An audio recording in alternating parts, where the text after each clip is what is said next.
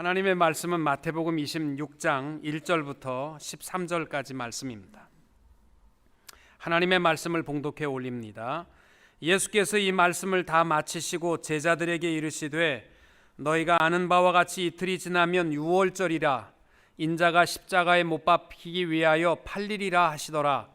그때 대제사장들과 백성의 장로들이 가야바라 하는 대제사장의 관정에 모여 예수를 흉계로 잡아 죽이려고 의논하되 말하기를 밀란이 날까 하노니 명절에는 하지 말자 하더라.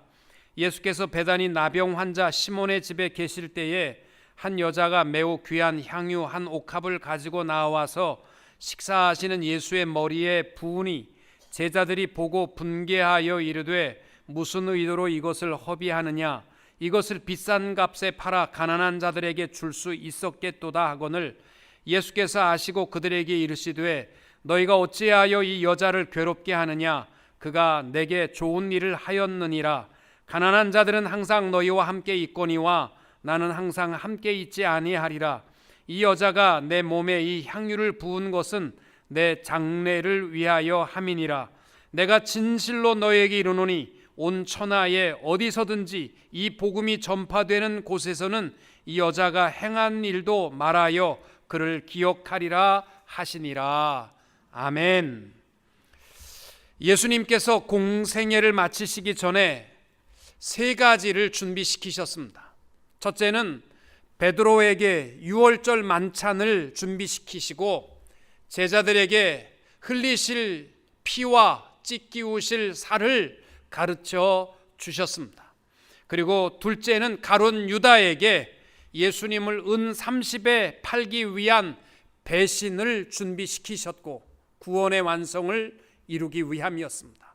세 번째는 마리아라는 여인을 통해서 예수님께 향유를 붓고 예수님의 장례를 준비케 하셨던 것입니다.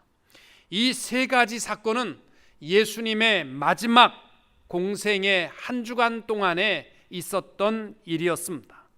성경에는 우리를 놀라게 하고 깊은 감동을 주는 한 주간의 사건이 구약에 한 번, 신약에 한 번 기록되어 있습니다. 구약에 기록되어 있는 한 주간의 사건은 창세기 1장에 나오는 온 우주 만물, 천지 만물을 일주일 동안 말씀으로 창조하신 하나님의 창조 기록입니다. 이 기록은 우리가 다 이해할 수는 없지만 창조주 하나님의 장엄한 이야기가 기록되어 있기에 읽는 자들에게 벅찬 감동과 은혜를 주고 있는 말씀입니다. 그리고 신약에 기록되어 있는 놀라운 한 주간은 마태, 마가, 누가, 요한복음에 기록되어 있는 예수님의 공생애 가운데 마지막 한 주간의 기록입니다. 요한복음은 반의 분량이 바로 예수님의 한 주간의 기록을 섬세하게 기록하고 있고 또 마태, 마가, 누가복음에는 약 30% 이상이 예수님의 마지막 한 주간의 사건을 다루고 기록하고 있습니다. 왜 신약 복음서에는 예수님의 이 마지막 한 주간을 이토록 강조하여 섬세하게 기록하였을까요? 그것은 우리가 구원받는 결정적인 진리가 바로 이 한 주간 안에 다 들어있기 때문입니다. 오늘 우리가 나누는 말씀은 옥합을 예수님 앞에 깨뜨려 드리는 이야기입니다. 본문을 읽으시면서 신앙생활을 오래 하신 분들은 벌써 본문의 설교의 내용을 여러분 스스로가 다 감잡고 정리하셨으리라고 생각합니다. 그래서 다 알고 있는 본문의 말씀을 설교하는 것은 설교하는 자들에게는 여간 어려운 것이 아닙니다. 특별히 본문의 말씀을 우리 함께 나누면서 여러분 스스로가 나는 예수님을 진실한 마음으로 사랑하는가 자문하시면서 이 말씀을 은혜롭게 들을 수 있게 되시기를 바라고, 내가 하나님을 사랑한다면 그 사랑을 내 삶 속에 어떻게 표현하고 살아가고 있는지, 또 내 사랑은 마리아가 드렸던 것처럼 귀중한 옥합을 깨뜨릴 수 있는 사랑인가? 라는 것을 스스로 자문해 볼 수 있기를 바랍니다. 여러분은 평생 신앙생활 하시면서 귀중한 옥합을 깨뜨린 적이 있으십니까? 어느 초등학교 4학년 학생이 가족 예배에서 자기의 올해의 소원은 리모트 컨트롤 장난감 자동차를 갖는 것이라고 얘기하자 아버지가 야, 그런 소원 하지 말고 좀 더 차원 높은 그런 소원을 이야기해봐라. 그래도 이 아이는 아니요, 나는 올해 꼭 이 자동차를 갖고 싶습니다. 가정 예배 때마다 2달이 넘도록 변함없이 자기의 소원은 리모트 컨트롤 자동차였습니다. 그래서 할 수 없이 아들을 이기는 아버지가 없으니까 네가 정말 그렇게 원하면 앞으로 2달 동안 아침마다 아빠의 구두를 닦으면 내가 그 자동차를 사주마. 이 약속을 듣게 된 아들이 너무너무 기뻐서 아침마다 눈을 비비고 일어나면 구두 닦는 일을 그렇게 기쁨으로 닦을 수가 없었습니다. 감기가 걸려서 콜록콜록해도 일어나서 아버지 구두는 기쁨으로 닦았고, 주일날 교회 가는 날도 아버지 구두는 닦았습니다. 약속된 2달이 지나게 되자 아버지는 약속대로 아들에게 그 자동차를 살 수 있는 돈을 줬습니다.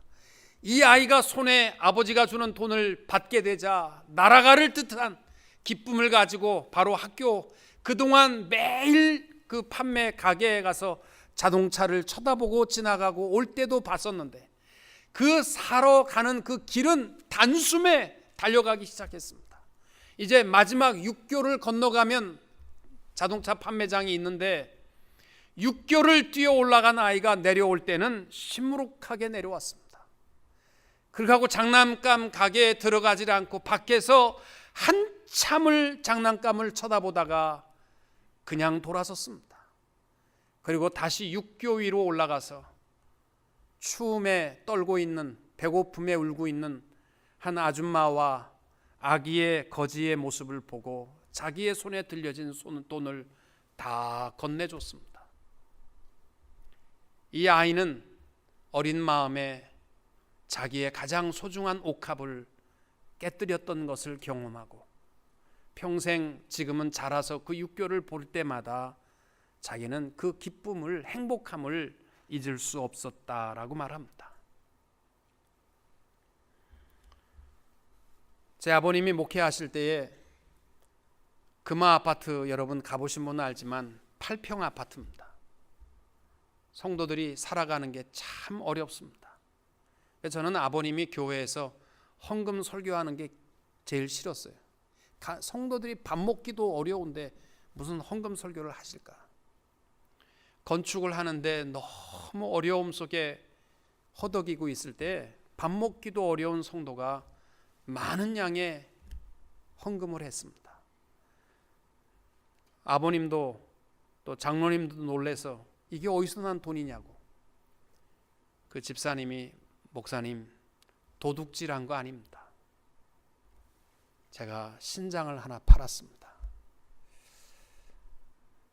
그 성도는 자기의 신장이라는 옥합을 깨뜨려서라도 하나님의 영광을 위해서 쓰여지기를 원했던 것입니다.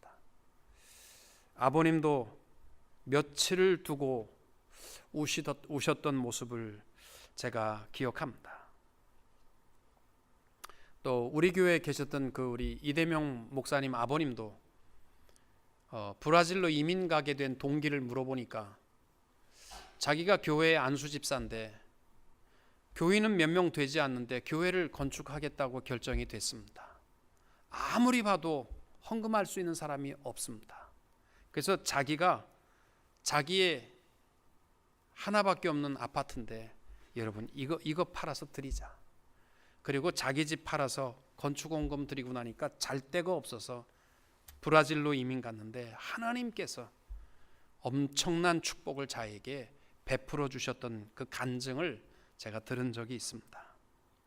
여러분은 정말 귀중한 옥합을 하나님의 영광을 위해서 깨뜨려 보셨습니까? 사실 옥합을 깨뜨린다라는 표현이요, 맞지 않는 표현입니다. 옥합을 담았던 이 나드향 옥합은 돌로 만들어져 있기 때문에 깨뜨릴 수 없답니다. 어떤 목사님이 열심히 옥합을 깨뜨리는 설교를 하고 기독교 박물관을 가보니까 옥합을 담았던 2000년 전에 담았던 그 옥합병이요, 엄청나게 두꺼운 돌이라서 햄모로 내리쳐도 안 깨질 돌이랍니다. 그래서 자기가 돌아와서 설교한 그 다음 주에 또 사과했답니다. 옥합을 깨뜨린 게 아니고 옥합병을 열은 겁니다. 옥합 뚜껑이 이 아람어로 페시타라는 표현이 바로 영어로 브로크라는 말이요, 뚜껑을 열 때에도 브레이크 오픈이라고 얘기합니다. 그래서 이 뚜껑은 밀랍으로 막혀 있기 때문에 휘발성이 강한 나드향은 히말라야 사해선에서 구하는 것인데, 뚜껑을 밀랍으로 막았기 때문에 뚜껑을 뜯어 열었다라는 그러한 표현입니다.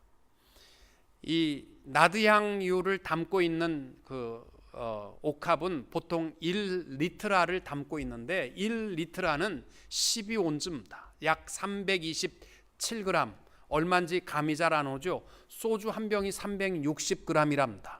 그러니까 그거보다는 조금 작은 양의 향을 열었던 것입니다. 그런데 요한복음 12장에 보면은 그 순전한 나드향 옥합 한 병이 얼마냐?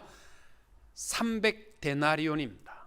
1데나리온이 성인 남자 하루 노동 품삯입니다. 오늘로 말하자면 약 100불로 계산하면 약 3만 불 정도의 값어치가 있는 것을 깨뜨려 옥합을 열어 주님 앞에 드렸던 것입니다. 오늘 이 말씀을 그냥 이론으로 듣지 마시고 내가 주님을 사랑해서 드렸던, 깨뜨렸던 것은 무엇인가를 점검하며 말씀의 은혜를 받게 되시기를 축복합니다. 특별히 오늘 예수님의 공생의 마지막 한 주간을 두고 기억해야 할 것은 바로 헌신된 이 가정의 모델입니다. 그 당시에 대제사장과 장로들은 오늘 본문에도 보면 어떻게 해서든지 예수를 잡아 죽이려는 마음으로 가득했습니다. 어떤 악한 계획, 흉악한 계책을 세워서라도 예수를 죽이려고 했습니다.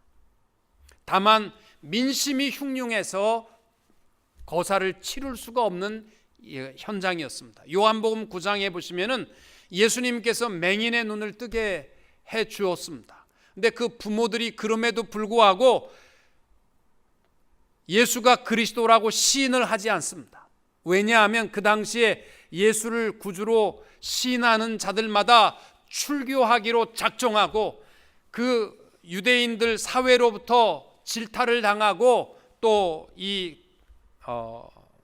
왕따를 당해야만 했고 사회로부터 매장을 당해야만 했기 때문에 자기 자식의 눈이 떴음에도 불구하고 걔한테 물어보라, 나한테 물어보지 말라, 그렇게 대답하는 것이 요한복음 9장에 기록되어 있습니다. 요즘 한국에 가시면요, 이명박 대통령이나 박근혜 편 들었다가는 난리 납니다. 적폐가 뭔지 모르지만 뭐 박근혜 전 대통령이 6개월이 다 되어서 나와야 되느냐 말아야 되느냐 이러한 시점에 있음에도 불구하고 어느 누구도 풀어내주고 수사하는 게 좋겠다라고 말을 못해요. 왜? 말했다가는요 다 적폐의 대상이 되기 때문입니다. 예수님 당시는 그거보다 훨씬 심했던 겁니다. 예수님 편에 서거나 예수님을 접대하는 일은 쉬운 결정이 아니었습니다.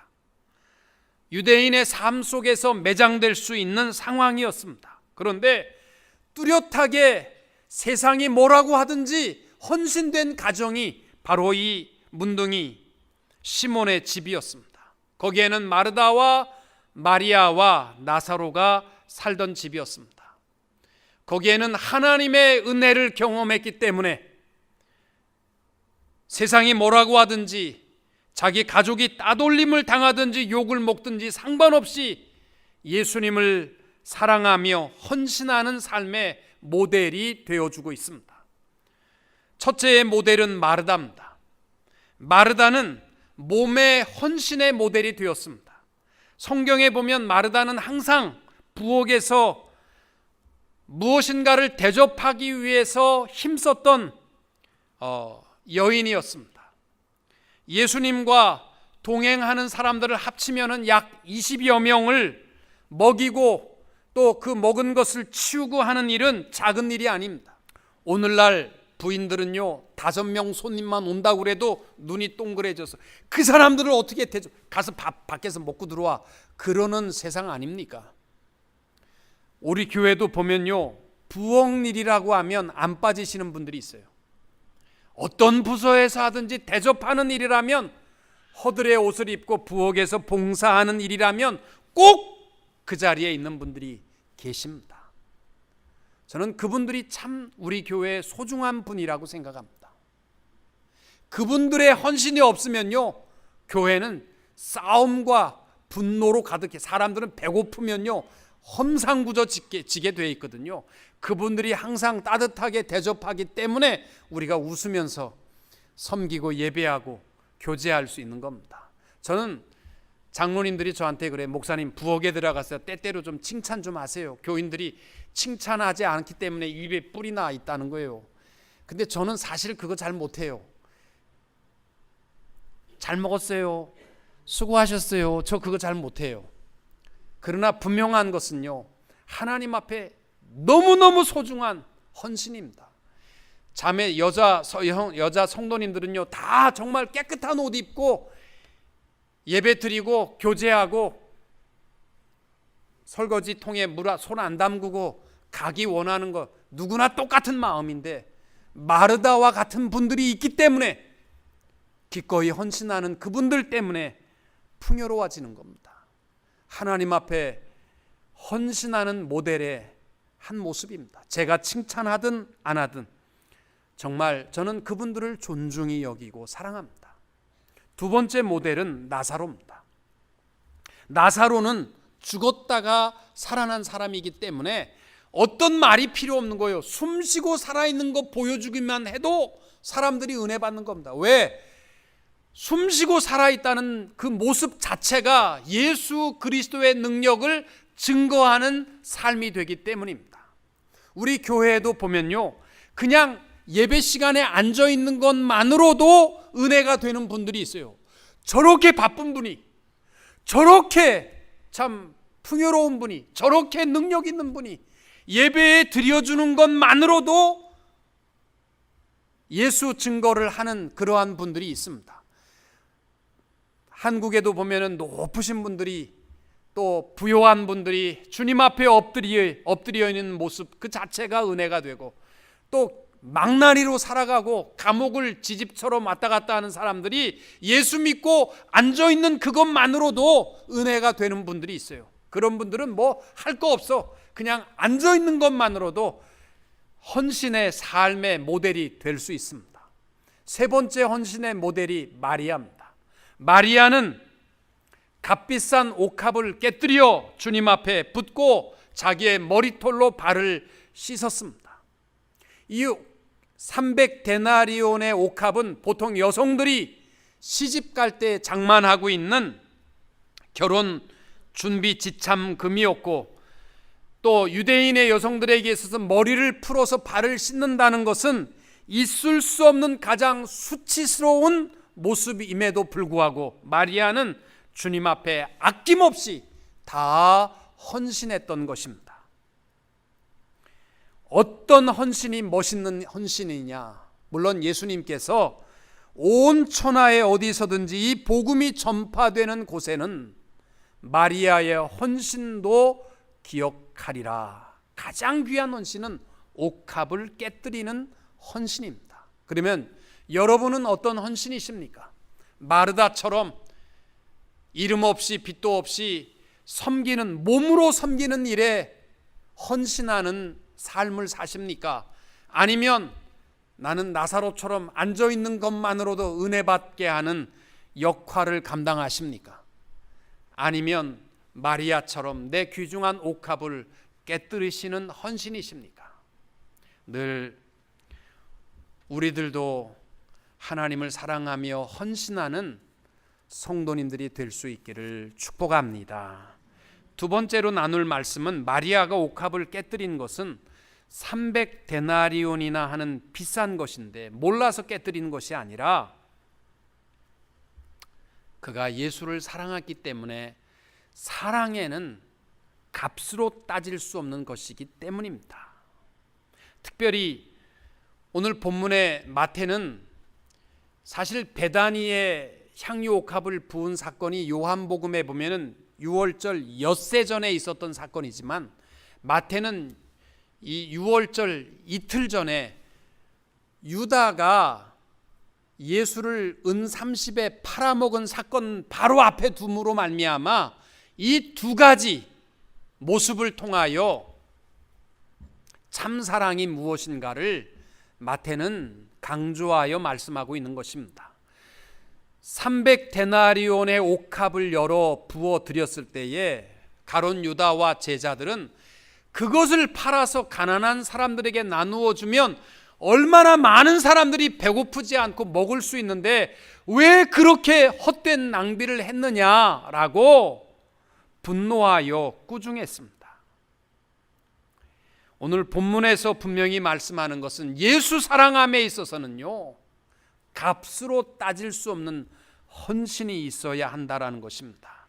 여러분, 교회에서 봉사할 때도요, 모든 것을 계산적으로 하려고 하는 분들이 있어요. 아닙니다. 예수 사랑은 값으로 따질 수 없는 참된 희생이 있어야 할 줄로 믿습니다. 여러분, 사랑하는 사람에게 결혼을 해달라고 청혼할 때에 결혼 반지로 다이아몬드를 사지 않습니까? 그런데 이 다이아몬드가 작다고 해서 결혼 안 하겠다라고 하는 여자는 진짜 골빈 여자고, 다이아몬드가 크다고 해서 이걸 자랑 삼아 얘기하는 사람은 정말 정신 나간 여자입니다. 다이아몬드를 사는 이유는 딱 하나입니다. 내가 당신을 사랑하기 때문에 내가 한 달에 2,000불, 3,000불밖에 벌지 못하지만 1년을 못 먹고 모아서 이 돌 하나 사서 내가 당신을 사랑하기 때문에 이 돌 하나 사는 이 골빈 짓을 합니다라는 고백이 다이아몬드 선물 아닙니까? 그래서 다이아몬드를 선물하는 것은 단 하나예요. 당신을 사랑하는데 바보짓도 합니다. 값으로 따질 수 없는 사랑입니다라는 고백인 거예요. 예수 사랑하시면 여러분, 값 따지면 부자 청년처럼 근심하고 돌아갈 수밖에 없어요. 값으로 따질 수 없는 아름다운 사랑 고백이 우리 예수 사랑으로 나타날 수 있기를 축복합니다. 여러분, 페루라는 나라에 가시면은 구스코라는 곳이 해발 3,400m에 이 배꼽이라는 온 지구의 가장 중심이라는 뜻의 이 구스코라는 곳이 있고, 또 마추픽추라는 잉카 문명지가 지금까지 잘 보존되어 있습니다. 가보실 길이 있으면 한번 가보시면 알지만 산꼭대기에 돌 하나 없는데 어떻게 돌로 집을 졌는지 몰라요. 그런데 가보시면 신기한 게 뭐냐면 마을마다 이 돌들로 집을 지은 곳에 이따금 돌 하나 돌 틈 없이 반질반질한 돌로 멋지게 지어진 집이 있어요. 그건 부자 집이 아니고요. 설명하는 사람들이 그렇습니다. 자기가 사는 집은 대충 돌로, 아니 숭숭 보이는 돌로 지어졌지만 신전, 그들이 섬기는 태양신을 위해서라면 돌 틈 없이 깨끗하게 지어 있다라는 것입니다. 그들은 하나님을 몰랐지만 신을 향한 사랑은요, 뜨거운 사랑은 자기는 엉성한 돌로 지은 집에 살지라도 신전은 그렇게 지을 수 없었다는 것이죠. 우리가 하나님을 사랑한다면 값으로 따질 수 없는 희생과 헌신의 사랑이 이루어질 수 있게 되시기를 바라고, 그것이 신앙의 참된 행복인 줄로 믿으시기 바랍니다. 여러분, 미국의 유대인계 경영학자인 허스보거라는 사람은 말하기를 사람은 두 가지 욕구가 있답니다. 첫째는 아담적 욕구가 있대요. 이게 뭐냐면 월급 어디서 더 많이 주는지, 작업 조건과 지위를 더 높이 주는 데 따라서 왔다 갔다 하는 사람들, 이 사람들은 아담적 욕구 가운데 살아가지만 행복할 것 같지요? 봉급 많이 받으면 늘 불만족과 갈증 속에 살아가는 인생이랍니다. 두 번째 욕구는 아브라함적 욕구 가운데 살아가는 사람이 있답니다. 순종함으로 이루는 욕구입니다. 본토 친척 아비집을 떠나 내가 내게 지시할 땅으로 가라. 현실은요, 보이는 게 안담한 거예요. 광야로 나가는 길입니다. 그러나 순종 자체를 기쁨으로 여깁니다. 왜? 지금은 보이는 것이 아무것도 없지만 하나님의 약속을 믿고 나아가기 때문에 어디에 가든지 아브라함적 욕구를 가지고 살아가는 사람은 행복하고 감사합니다. 이것이 바로 성도들이 가져야 할 신앙적 욕구입니다. 여러분, 우리가 하나님을 사랑한다고 하면 보이는 것에 매여 있지 마시고 가치로 따질 수 없는 헌신으로 하나님 사랑을 고백할 수 있게 되시기를 축복합니다. 마리아가 값비싼 향유를 예수님께 드릴 수 있었던 가장 큰 이유는 그의 사랑의 우선순위에 예수 사랑이 우선이었기 때문이었고, 가룟 유다가 분노하고 꾸짖었던 이유는 우선순위가 잘못된 판단이었기 때문입니다. 예수님께서 가난한 자들은 항상 너희와 함께 있거니와 나는 항상 함께 있지 아니하리라. 여러분, 신앙의 삶에는 우선순위가 예수 사랑이어야 합니다. 마태복음 22장 37절 이하에 예수님께서 말씀하십니다. 내 마음을 다하고 목숨을 다하고 뜻을 다하여 주 너의 하나님을 사랑하라 하셨으니 이것이 크고 첫째 되는 계명이라고 말씀합니다. 여러분, 우리 구제하는 것 참 소중합니다. 또 배고픈 자에게 먹을 것을 나누어 주는 것 참 귀한 일입니다. 그런데 여러분 보세요. 하나님 사랑이 우선이에요. 그들을 사랑하는 이유는 단 하나입니다. 예수를 사랑하기 때문에 사랑할 수 있어야 합니다. 어떤 분들은 예배하는 일과 찬양하는 일은 뒷전에 두고 복음 전하는 일은 영혼 구원하는 일은 두 번째고 구제하는 일, 사랑하는 일이라면 앞장서서 그 일이라면 눈이 번쩍 뜨이는 사람은 인본주의적 사고는 가졌는지 모르지만 예수 사랑하는 마음으로 행하지 않는 것들은요, 다 헛된 노력들 뿐입니다. 우리에게 있어서 우선순위는 예수 사랑인 줄로 믿으시기 바랍니다. 어떤 분이 이렇게 기도했답니다. 하나님, 제게 경제적인 축복을 조금만 더 주시면 내가 하나님의 영광을 위하여 헌금도 하고 제물로 봉사할 수도 있습니다. 하나님, 제게 시간적 여유를 조금만 더 주시면 내가 하나님의 영광을 위하여 시간 들여 봉사할 수 있을 것입니다. 하나님, 제게 재능을 조금만 더 주시면, 목소리를 조금만 더 아름답게 하시면, 내게 능력을 조금만 더 주시면 하나님의 영광을 위하여 내 지능도 재능을 가지고 멋지게 섬기고 살고 싶습니다. 그래서 하나님께서 재능도 주시고 물질도 더해 주셨답니다. 그래도 이 사람은 주님, 여기서 조금만 더요. 주님이 더 주셔도 주님 여기서 조금만 더 주시면 내가 봉사할 것 같은데요. 주님이 기다려도 봉사 안 하니까 다 거두어 갔답니다. 그러니까 이 사람이 기도하면서 주님, 옛날에 그 재능만 주셔도, 옛날에 그것만 주셔도 내가 봉사하겠습니다. 그런데 주님이 타임아웃, 이젠 끝났다. 해봐야 소용없다는 겁니다. 여러분, 우리가 내 건강과 내 재물과 재능을 가지고 이 다음에 하나님의 영광을 위해서 쓸 것 같습니까? 시간 되면요, 하고 싶어도 못해요. 어떤 집사님이 저한테 그러더라고요. 목사님, 내가 젊었을 땐 열심히 일해서 좀 벌어놓고 나이 들어서는 성경도 좀 보고 봉사도 좀 해야지 그랬는데 나이가 들고 보니까 온몸이 쑤셔서 봉사는 둘째치고 헌신은 둘째치고 세신도 드릴 수가 없고, 성경 보는 것도 나이 들고 보니까 기억에 나는 것도 없고 눈이 침침해서 봐야 눈만 아프고, 이럴 줄 알았으면 내가 젊었을 때 성경을 한 장이라도 더 볼 걸, 후회스럽습니다. 그런 얘기를 합니다. 여러분, 우리 예수 사랑하는 마음을 내 삶의 최우선에 둘 수 있기를 바랍니다. 그리고 이론과 논리로 사랑하지 말고 우리의 옥합을 기꺼이 깨뜨릴 수 있는 성도님들이 될 수 있기를 바랍니다. 10월은 전도의 달입니다. 이제 여러분 가을이 됐어요. 한 해 동안 여러분 몇 명이나 복음을 전했습니까? 구원의 기쁨을 몇 명에게 전했습니까? 한 해도 여러분 그냥 지나가 아무런 영혼 구원을 위해서 노력도 없이 또 한 해를 지내버리시겠습니까? 여러분, 복음, 예수 사랑을 위해서 복음을 전하며 살아가는 우리 특별히 10월달 열매를, 영혼 구원의 열매를 맺을 수 있기를 바랍니다.